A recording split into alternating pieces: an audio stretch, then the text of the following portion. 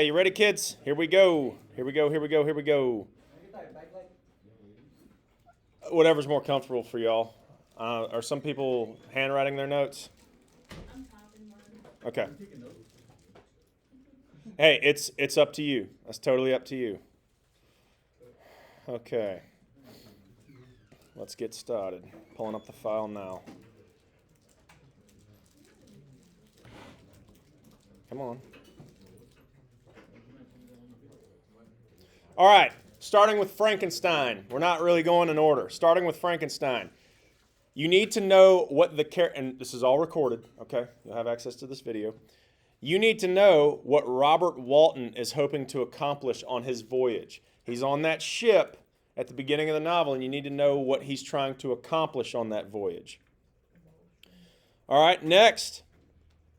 After Victor's creature, the monster, comes alive, Victor looks at him and does what? What is his reaction? You need to know what his reaction is. And this is all going to be multiple choice, kids. And none of these questions are designed to trick you. So you need to know what Victor's reaction is when his monster finally comes alive. And that's Victor Frankenstein.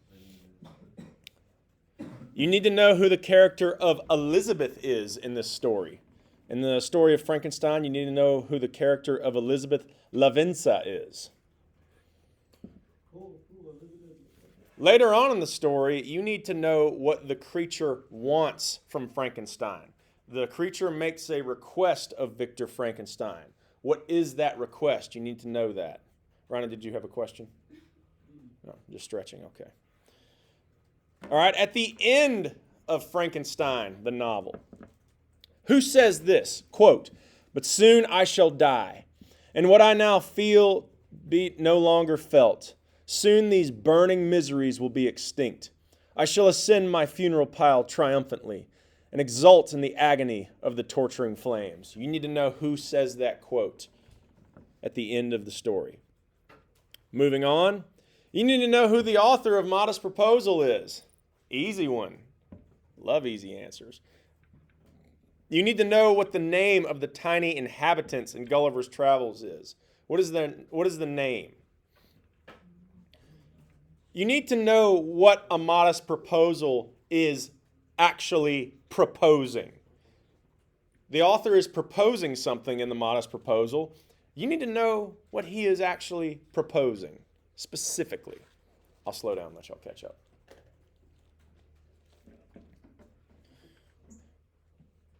A modest proposal could be best categorized as what genre? It is a genre, and you must describe what it could be most closely fall into what category. It is either a comedy, a tragedy, a satire, or a drama. So be thinking about that. In Frankenstein, how does the creature learn to speak? The creature learns language somehow. You need to tell me exactly how the creature learns language.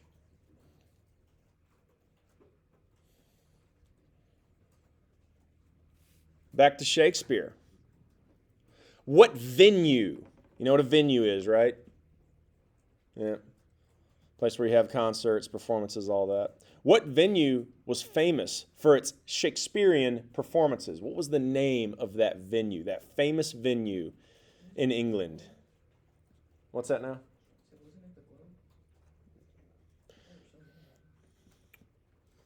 All right, what is not one reason Swift gives for his modest proposal? I'm going to go ahead and give you those. Decrease the number of abortions, increase supply and art of leather making, will give couples a greater reason to marry and stay married, and can be used as ammunition in warfare. Which of these is not a part of Jonathan Swift's modest proposal? Where does Jonathan Swift set his modest proposal? Where does it take place? I recommend reading like a 5-minute Wikipedia summary of a modest proposal just to kind of get it in your mind. There's like about 10 questions on this exam that deal with this seminal essay. All right. Life, college, and study skills question. Before graduation, you should do the following. A, break up with your significant other. Do it fast. B, make sure you've got everything in order for Tennessee Promise. C, have fun with your friends. Or D, all of the above. If you plan on attending college, you should A, try to get involved in campus life. B, stay in your dorm, focus solely on your studies, and never go outside. C, eat all the fast food and drink all the caffeinated sodas. Or D, rush a Greek club immediately. 16. This summer, if you don't already have these skills, you need to A, learn to cook, B, learn to do laundry, C, learn to do the dishes, or D, all of the above. When you get your first place, dorm, apartment, house, etc., your first purchase needs to be A, a plunger, B, a hand grenade, C, a bag of apples, or D, all of the Pirates of the Caribbean movies. D. Y'all are dumb. If you are having a mental health crisis at college, you should A, suck it up and hit the gym. Stay toxic, kings. That's right. That's right. B, don't tell anyone. It will pass. D, drop out immediately. Panic and drop out. Or D, take advantage of the on-campus mental health resources that are covered by your tuition. I think it's A. You'd be surprised, Denia, especially with men. Are these serious and you want us to answer those seriously? Yes. Wait, so is this final just like, How many questions? are they 100. correct? Oh, yeah, there's a correct answer. Okay, let me go. Okay, maybe I've been unclear. Let me just go ahead and give you this. That's all right. Let me just give you the answer. Okay, if you are having a mental health crisis at college, do not merely suck it up and hit the gym. It's not enough. It's not enough. Do not tell anyone and think it's just going to pass. Suffering alone is usually not a good thing. Also, don't panic and drop out immediately. Like, don't just panic and be like, huh! Like, don't do that. What you should do, the first step that you should do is to take advantage of the on-campus mental health resources that are covered as part of your tuition, meaning you are entitled to those services. There's emergency services and there's more equally important but services for non-emergency situations available to you on campus, and you should take advantage of those resources. They have certified counselors and therapists, psychologists, psychiatrists on campus there for you to make use of, okay? Let's move on. When you are struggling with writing a paper and you're stuck, you should A, leave it alone for a while. B, take a walk. C, go work out. D, visit the writing center. Every single campus has a writing center. Or D, all of the above. Very good. When dating after high school, you should A, play games and stir up that drama. B, date only for looks and or money. C, ghost the other person or tell them you have a terminal illness if you're not feeling it anymore. Or B, be honest and clear about your intentions, expectations, and values. What a novel idea. To get plugged in on campus, you should A, rush a Greek club as quickly as possible. B, see if anybody from your old high school attends the same school and try to hang out only with them. C, try to be best friends with your roommate. Or D, attend campus functions. Visit the Office of Student Life and find out what clubs are on campus that match your interests and hobbies. In college, to better become a part of the campus community, you should not A, go home every weekend. B, go party with high school kids. C, visit your old high school weekly. Or D, all of the above. Guys, don't party with high school kids when you're in college. Don't. Just a jail warrant waiting to happen. Y- It takes y- one high school kid to give you 20. To give you 20 years in prison. All because you saw one 16-year-old. That's all it took. She ruined your whole life just because she was having a bad day. She said, I'm having a bad day and you're gonna go to jail for it. And that's why you're in prison for 20. Max, you all right? Been a long semester? I've seen too much. All right. All right. You should declare your major, A, within the first 2 years of college, B, when you run out of general core and electives courses to take, or C, don't declare. Stay in college indefinitely, yee. If you are trying to improve your grade in a class or have questions about the class, you should, A, visit your professor during normal office hours, B, corner your professor in the parking lot when they're trying to leave work at night, or C, message them through a social media app, or D, flirt with your professor and hope for the best. Moving on. In Gulliver's Travels, the argument between the big Indians and the small Indians was about what? Very good, Max. No, incorrect. That was the other political party. Ah, look at you go. Okay. All right. How do the two political now, Max, listen to this. How do the two political parties in Lilliput distinguish themselves?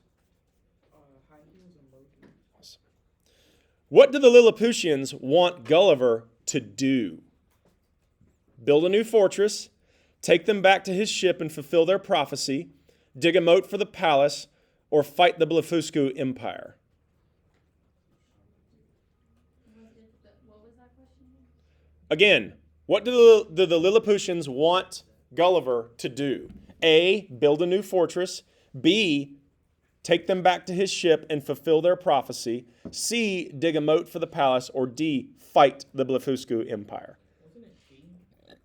I don't know. You guys are going to have to take a look.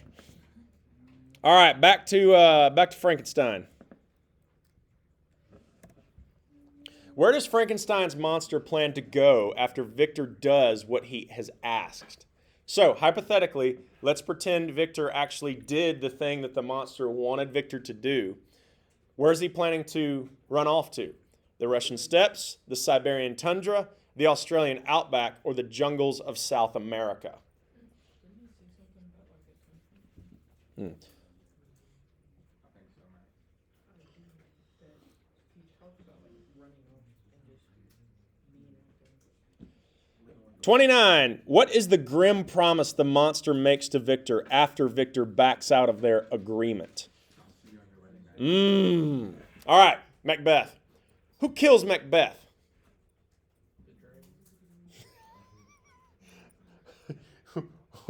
Back up. Back up. You need to know who kills Macbeth. All right, moving on. Whom does Lady Macbeth frame for the murder of Duncan? Who does she frame? She plants the daggers on somebody. You need to remember who she planted the daggers on. Moving on. Which of the following best describes Lady Macbeth's death? She dies off stage. She sleepwalks off of the palace wall. She declares her own guilt and drinks poison. Macduff slays her in revenge for his own wife's murder.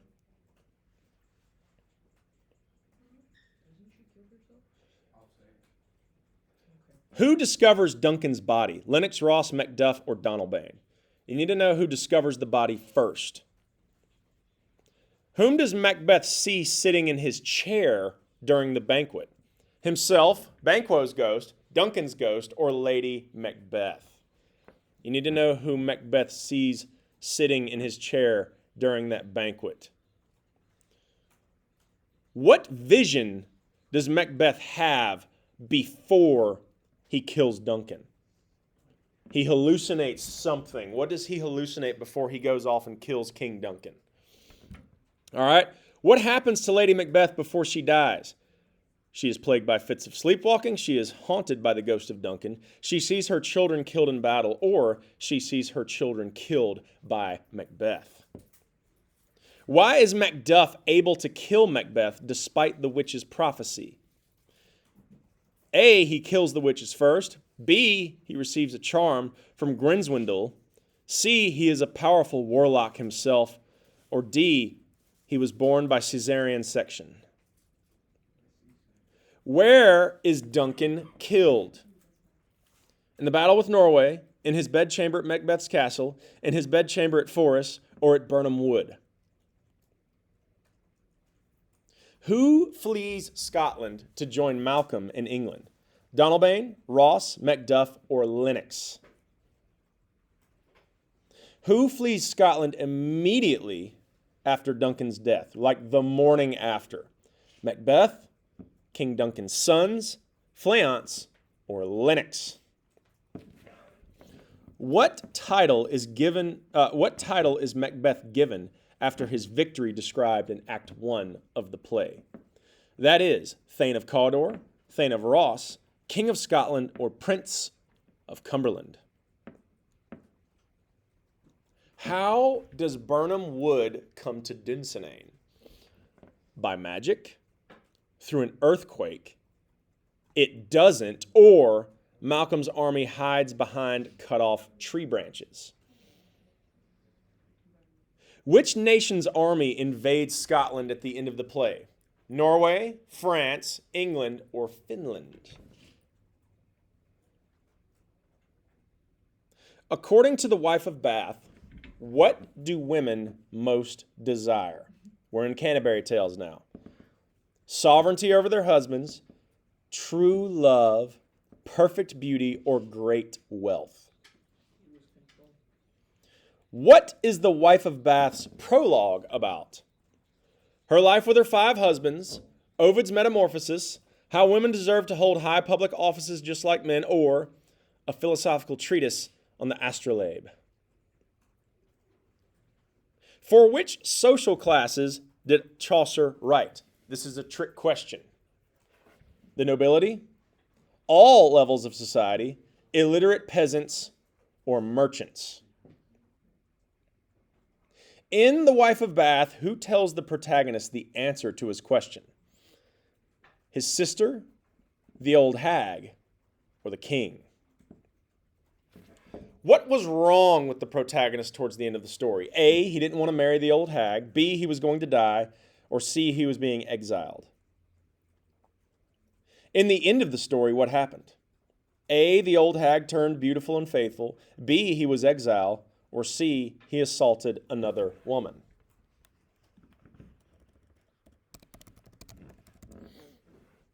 The Canterbury Tales was written in A, Old English, B, Middle English, C, Medieval English, or D, Saxon. The nobility in Chaucer's day primarily spoke and read in A, Middle English, B, Latin, C, French, or D, Medieval English. Remember, the nobility, not the peasants, not the merchants, not the church, but the nobility primarily spoke in what language in Chaucer's day? The blank caused great upheaval across Europe in Chaucer's day. A, the Black Death, B, the Norman Conquest, C, the fall of Rome, or D, the invasion of the Saxons. In The Wife of Bath, who asks for the king to spare the night? Is that Arthur, the queen, the miller, or the wife of Bath? In Beowulf, who is the father of Skjold-Skifsson? Or Skjold-Skifsson? This is a trick question. Beowulf, Hrothgar, Grendel, or Skifsson is an orphan. How does Hrothgar know of Beowulf? A, Beowulf once proposed to his daughter. B, Hrothgar was friends with Beowulf's father. C, Beowulf had gained a widespread reputation after slaying a dragon. Or D, he read about him on the internet. You need to know how long the dragon is. You need to know how long the dragon is. Scale matters. You need to know how long Beowulf reigns as king of the Geats or the Yeats. What, according to Beowulf, is better than mourning a death? Any ideas? No. What? Avenging. Yes. Vengeance. Avenge. All right. Who helps Beowulf against the dragon? Is it Wulfgar? Is it Unferth? Is it Hrothgar? Or is it Viglaf? You need to know who taunts Beowulf and Herod. Who picks a fight with Beowulf and Herod? Is it Unferth, Hrothgar, Viglaf, or Viltho? You need to know which of the following could be an example of a kenning. Telephone, hurricane, burp, or ring giver. Which of those is a kenning? Could be described as a kenning. You need to know from whom Grendel is descended. Is it Satan, Cain, Judas, or Ecgtheow? You need to know who is the queen of the Geats. Who is Hrothgar's wife and the queen of the Geats? Or excuse me, I'm sorry. I messed that up. Hang on. Not the queen of the Geats, but the queen of the Danes. Who is queen of the Danes? That's Viltho, Modrith, Unferth, or Hygd. Whom does Grendel's mother abduct and decapitate? Asher, Wulfgar, Hrothgar, or Beowulf? How many Geats or Yeats does Grendel kill? 11, 8, 1, or 4. Not Danes, but Geats or Yeats. What is hunting? Any takers? Hunting. Is it a mead hall? Is it a sword? Is it a lake? Or a helmet? That is hunting. Hrunting. Need to know what it is. Where do the Yeats place Beowulf's barrow? In Grendel's swamp, in the dragon's lair, on the palace temple, or on a cliff overlooking the sea? You need to know who Beowulf's father is. Where do Grendel and his mother live? Do they live in a palace? Do they live in a mead hall? Do they live in a barrow? Or do they live in a lake? Now, MLA stuff. This is where it gets boring, kids. You need to know what the order of heading is on your MLA paper. You need to know what the general format and order of it is. Like your name, my name, that kind of thing. The correct font, which is what? Outstanding. You need to know how parenthetical references should appear in MLA documentation. I'll have 4 different parenthetical references, 3 of which are incorrect for MLA citation. Only one is correct. You must identify the correct one. You need to know how a works cited list is arranged. You need to know how a works cited list is arranged. You need to know on your works cited page which indentation style is correct. There's 2 different indentation styles. One is standard indentation, the other is hanging indentation. You need to identify the correct one of the 2. I'll have a passage on, there's several passages on this exam that have citations, and you must pick the correct one.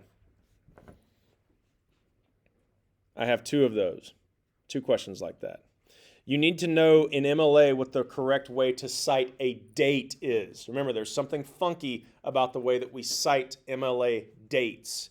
You need to know the correct format for that. Take you 15 seconds to look it up. You need to know what a thesis statement is. Is it A, the first sentence of the beginning of each paragraph? B, makes a claim that other people may dispute, challenge, or oppose. C, it is a question in response to the writing assignment. D, it is a roadmap for the paper. It tells the reader what the paper will focus on. Or E, it is a simple statement of fact. You must choose all that apply. A thesis statement should reflect the main idea of an essay. That is true. I'm giving you that answer. A thesis statement should reflect the main idea of an essay.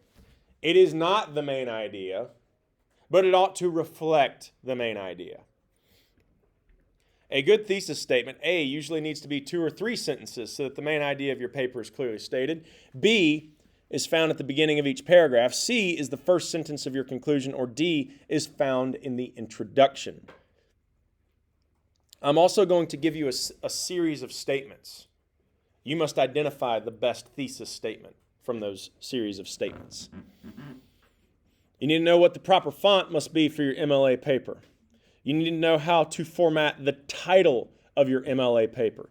Do you italicize it? Do you underline it? Do you center align it? Or do you all of above it? It is not all of above. Again, you'll need to identify the best thesis statement from a series. You'll need to know the correct order of items in an MLA heading. You'll also need to know which domains are the most reliable. .edu, .gov, .net, or .uk.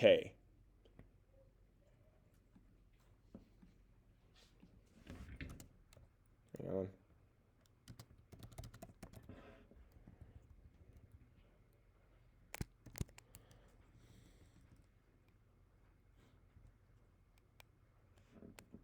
Hang on.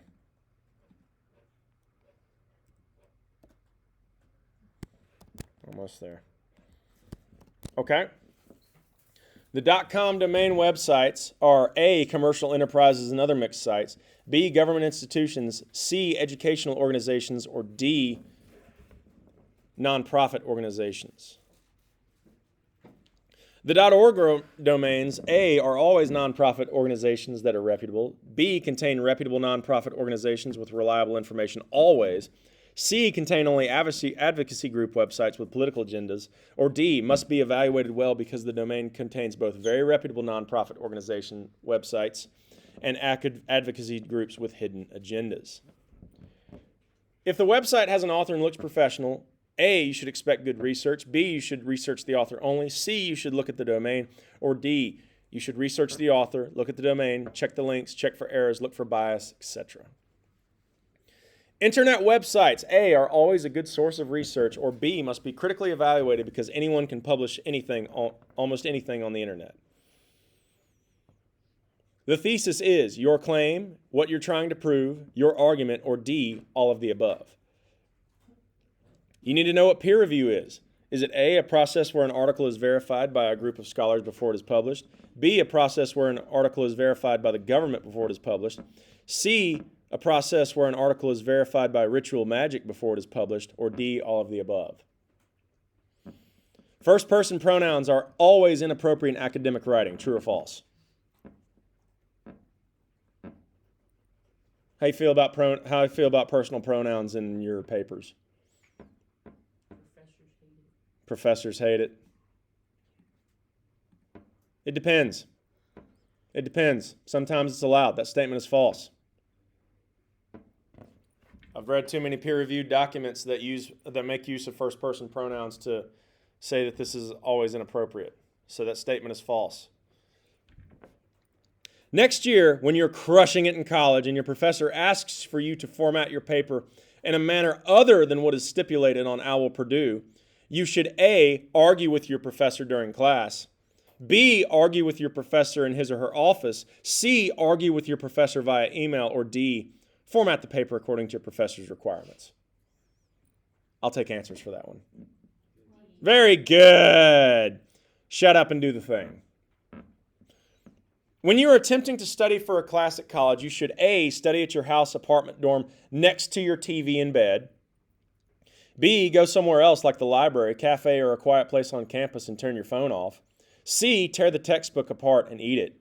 Or D, go play Frisbee in the quad. Studying is for nerds. You obviously have to eat the textbook to ingest the knowledge. Exactly. They said ingest the knowledge. Yeah. They want it in your brain. It has to go through your bloodstream into your brain. You have to eat the whole textbook. Not a page left, man. You have to eat the cover, too.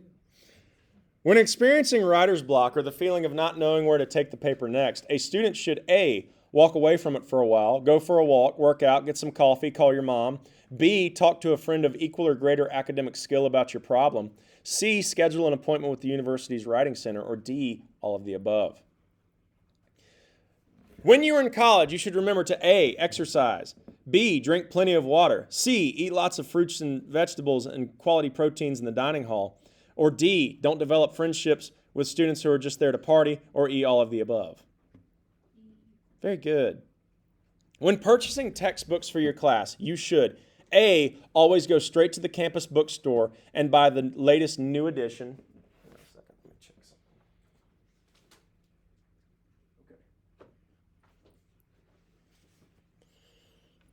B, look for used copies in McKay's or online and see if earlier, cheaper used editions contain the same information. Good. Success in college primarily results from A, going to class, B, doing the reading, C, making your health a priority, or D, all of the above. If you think you may not be able to meet a deadline for an assignment in college, you should A, email the professor the day after it was due, B, email the professor the night before it is due, C, take the F, accept your mediocrity, and say nothing, or D, speak with the professor a minimum, that is minimum of 3 days before the assignment is due, and plan accordingly to what he or she says. What you think, kids? Very good, very good. And the answer to number 100 is D. Sound good, kids? Happy?